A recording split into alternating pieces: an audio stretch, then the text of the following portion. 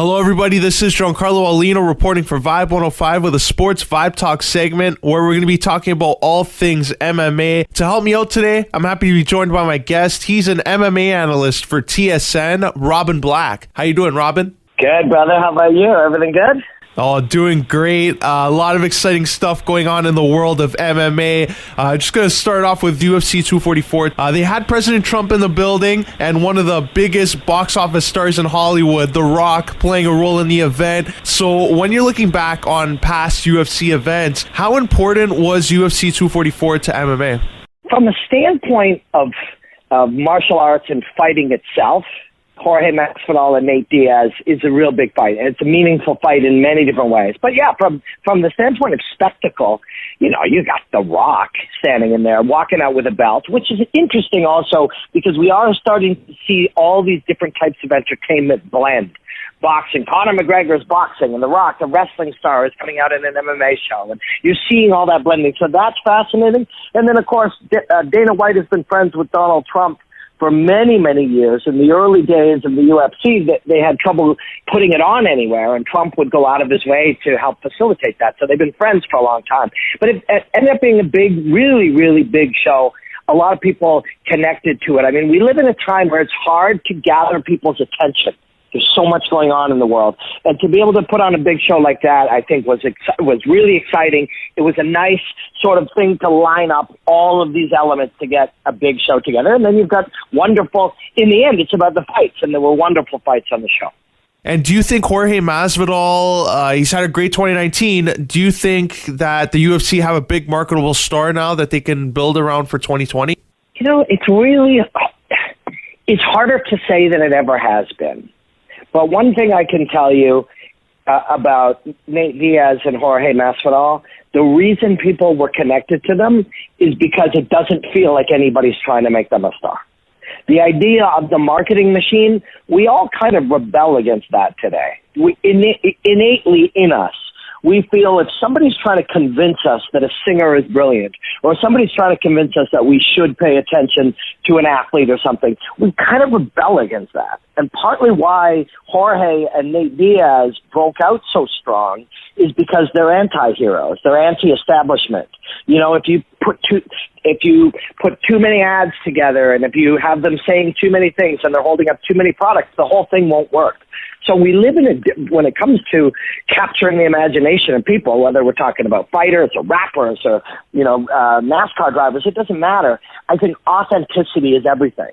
And I think the days of machines, the NFL, you know, news, the UFC, Nike, any of these big corporate machines, the days of them being able to market anything, I think are very suspended right now. I think the individuals themselves will sort of decide their path. And Jorge, you know, right now is very hot. But so is Nate Diaz. And part of why Nate Diaz became so interesting was because he gave the middle finger to the corporation. And we all want to do that to our bosses.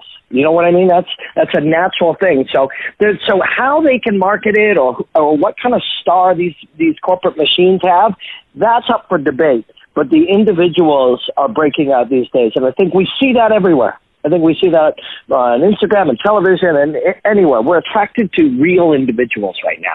Yeah, you brought up there about being authentic and that mattering to the eyes of the fans. Now moving on to UFC 245, another big event, top to bottom. It's being headlined by Colby Covington challenging Kamaru Usman for that welterweight title. He's been getting a lot of negative criticism because he plays almost like that pro wrestling type character in the fans' eyes, where he's coming out with the Make America Great Again hats. He's Trump's biggest supporter. He's riling everybody up on social media. So do you think that's a negative in the fans' eyes or even MMA in general? So this is actually an incredibly fascinating sort of comparison between Colby Covington and Jorge Masvidal. Now, they were for many years literally best friends and training partners, inseparable. And about, let's say 2 or 3, maybe 3 or 4 years ago, neither one was in the top sort of 50 or even 100 most fighters that had the most interest. Colby Covington started playing a character, a clearly artificial, clearly put on, clearly provocative character.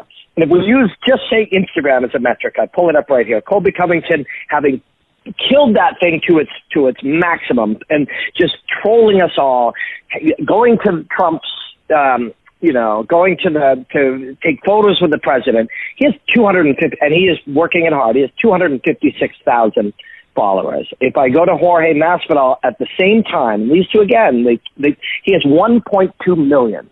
Wow. So 6 times as many people are interested in Jorge, who has walked the road of authenticity. He is himself. He's not putting on a character. Maybe he amplifies his personality when there's a camera around him, as all human beings do. But he's being Jorge Masvidal. Colby Covington, we don't care. You know what I mean? Even now, you and I are talking about it. There will be. I'll talk about it on TSN, and people will write about it. We'll all write about the effect that this guy's had. But the only people he's affected are people in the media who talk about it, and that's great. We talk about it, and we don't affect the audience, because they just don't care, because he's not authentic. He's inauthentic. It's an act, and we see right through it. And so the only power and influence he has in this area is we want to see him get his face beat in as fans, as fiery fanatics of combat. We want to see him lose. And so maybe that's the power that he has right now. But from the standpoint of these elements, these outside of the cage elements, you compare the two of them, they started walking these paths simultaneously, and look where one is compared to the other. Jorge just fought the biggest fight that you'll see this year if Conor doesn't come back, and Colby Covington will not. It will be viewed by maybe a third as many people. For those just joining us, this is Giancarlo Aulino with a Sports Vibe Talk segment. We're being joined by TSN MMA analyst Robin Black. Robin, another interesting fight on the card is Jose Aldo moving down to 135 pounds and taking on Marlon Moraes. For years, he was one of the best fighters in the world. Do you think he's making a mistake in moving down? Because a lot of people used to say, oh, he's cutting too much weight to even make featherweight, and now he's going to be dropping another 10 pounds to make that bantamweight weight limit. So, for people who don't necessarily know the details of each of these fighters who might be listening, Jorge Masvidal or Jose Aldo is, as you said, one of the greatest fighters of his generation, of his era. Small fighters, people who were at the Air Canada Center, or what do we call Skydome these days? Whatever we call Skydome. Yeah. People who were there saw Jose Aldo fight Mark Hominick there in front of 126,000 people. And he's one of the greats. And when you look at who he's fought, this young man, he lived in the gym as a kid. He ate whatever meals people would bring him leftovers as he lived in there training all day to fight it, to chase his dream of becoming the greatest ever. And he did that. He's still only 33 years old, which is shocking when you're looking at one of the greats of any sport or art form. Here's my thought on all of us, the royal we outside in the world speculating on these choices. If we're outside saying, I think he cut too much weight, but he and the professionals who dedicated their lives to studying this in detail, the human body, biochemistry, how the body reacts, they think he can do it, then he can do it.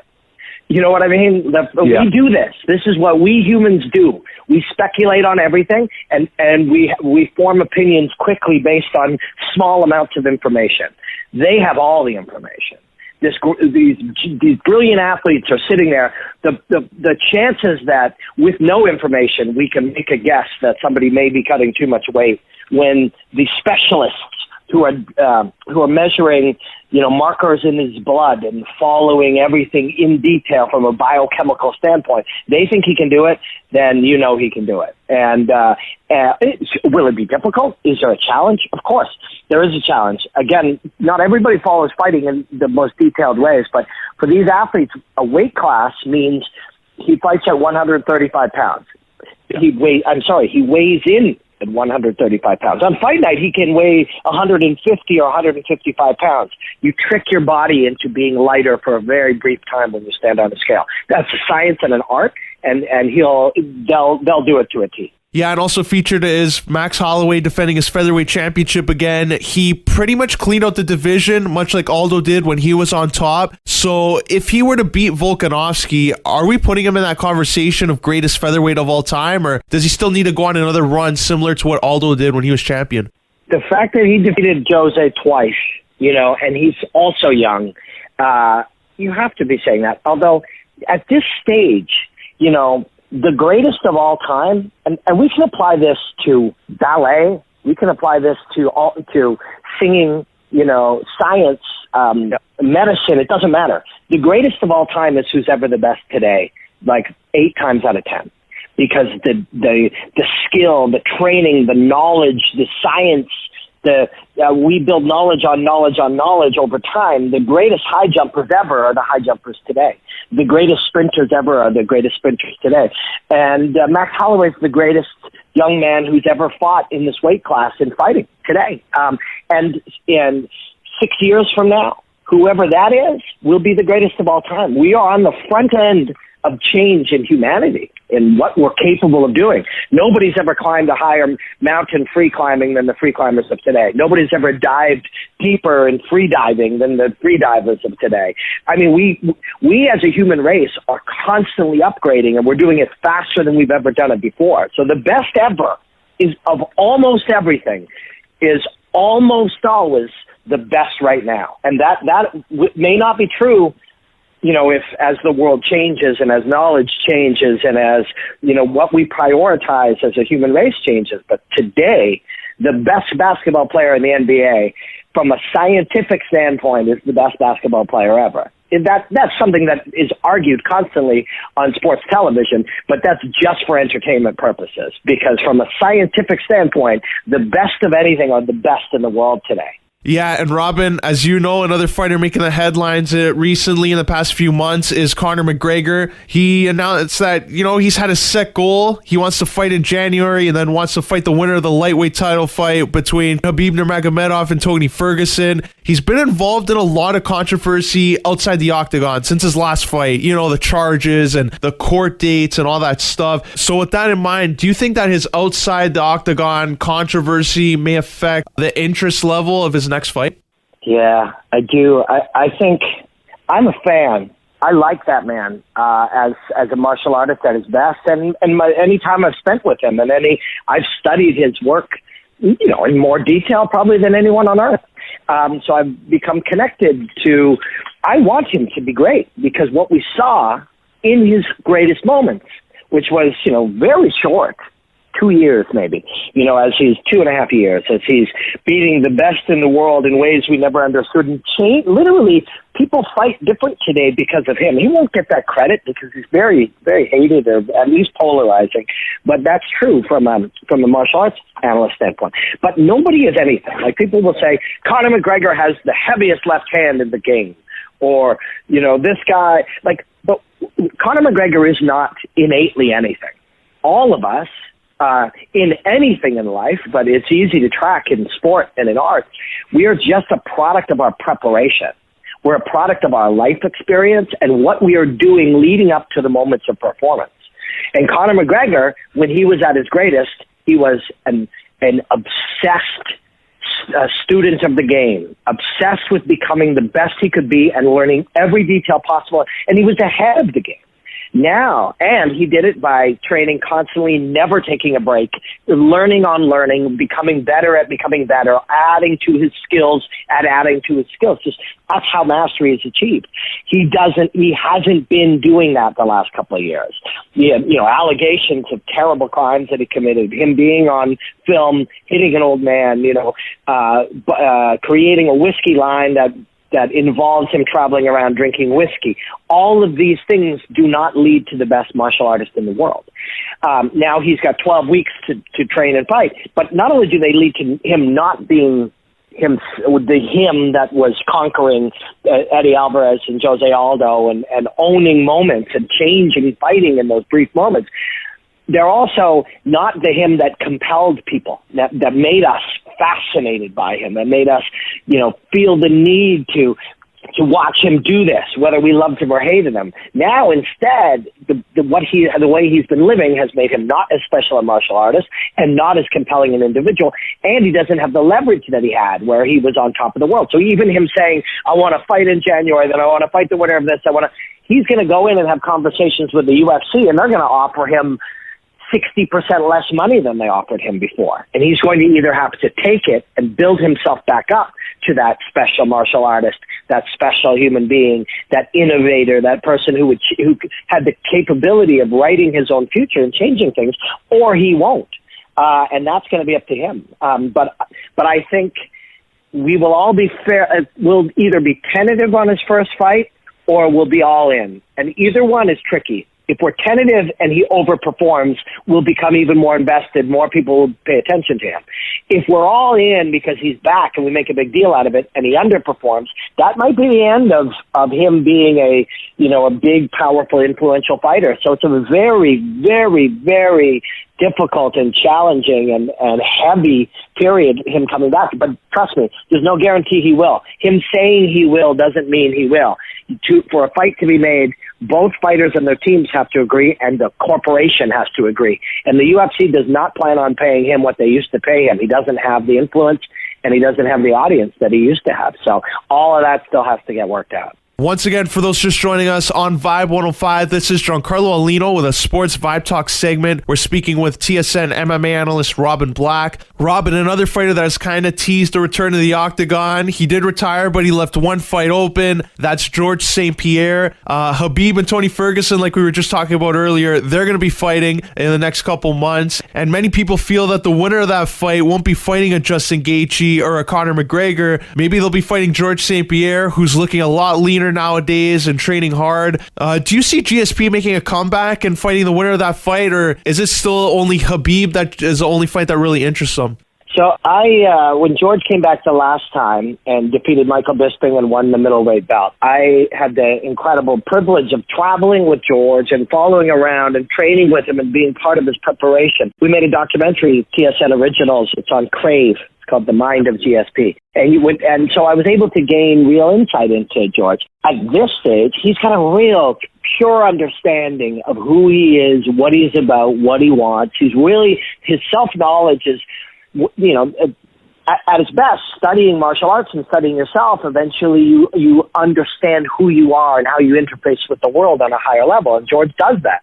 He's interested in things that would be compelling to him. Things that truly, truly would drive him. And a fight with Khabib would do that. And no other fight would. So if Khabib were to defeat Tony, which he could, and very likely, the odds, Tony is maybe the toughest fight he could face, but we've said that about many other ones. Khabib's a genius. Tony's incredibly dangerous. But if Khabib won, George would pursue that. There's a lot of things that happen behind the scenes that have much more influence on how these things unfold, like most businesses, than what we see. And one of those things is Khabib's manager's name is Ali, and Ali is a very influential figure in the fight game, and he really would like to see Khabib fight George. He's also friends with George and his team, and he could and might push very hard for that. But we'll see. We'll see. George will come back if it suits him and if it's right for him, and he thinks that there's something he could gain from it. He thinks the audience would care. He thinks something special would happen. He thinks it's an adventure worth taking. He would do it. And for him, the only one in the world is Khabib. Yeah, and that would be a great fight to see. Robin, before we wrap up here and let you go, how can our listeners get a hold of you on social media? You got a lot of great 1-minute breakdowns down there. Lots of great stuff with the Zone that you're working on. So how can our listeners stay up to date with everything you're doing in MMA? Well, before and after all of the big pay-per-views, I go on TSN Sports Center, and I love doing that, going in immediately after and breaking down and analyzing the fights. I'm working, traveling as a freelance martial arts analyst, and I'm super busy. And I'm thrilled. I'm just very thankful I get to do what I love. A lot of my work, my most detailed work, and the work that people know me for in the field is my 1-minute breakdowns, and I share almost all of them on Instagram at Robin Black Martial Arts and on Twitter at Robin Black MMA. And I make multiple ones every single day, analyzing the minutiae and the details and the beauty of combat. And I love doing them. And I'm thrilled people enjoy them. And I highly recommend that follow. Robin, I'd like to thank you for sharing your time and coming on Vibe 105 to talk MMA with me. And I wish you all the best. My pleasure, brother. Enjoy the hostilities, my friend. That was TSN MMA analyst Robin Black. Now we're going to send it back to the studio for more programming right here on Vibe 105. This is Robin Black, and you're listening to Vibe 105. And now back to your Vibe 105.